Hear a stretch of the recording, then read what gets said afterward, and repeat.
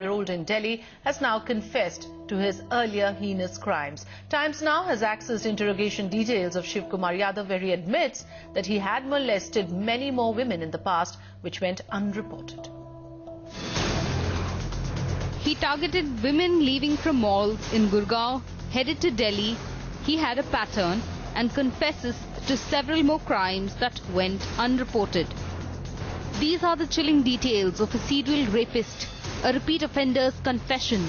Times Now has access to the details of his interrogation. Shiv Kumar Yadav has admitted that he has committed several crimes that have remained unreported. In fact, he has said that he has sexually assaulted women who have never gone to the police. The police have now requested them to file a formal complaint. In fact, during questioning, he has said that he used to target women who used to take cabs from Gurgaon Mall towards South Delhi late in the night. Yadav has been sent to judicial custody till 24 December.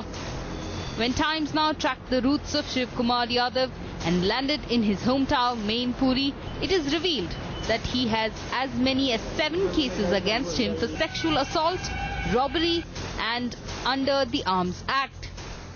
The December 5th rape case against Shiv Kumar Yadav was not his first tryst with crime.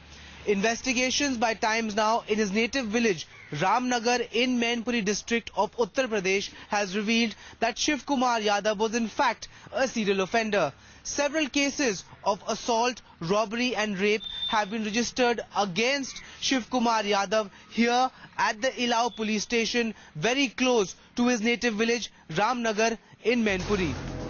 When Times Now spoke to the villagers, Shiv Kumar's past leaves you aghast.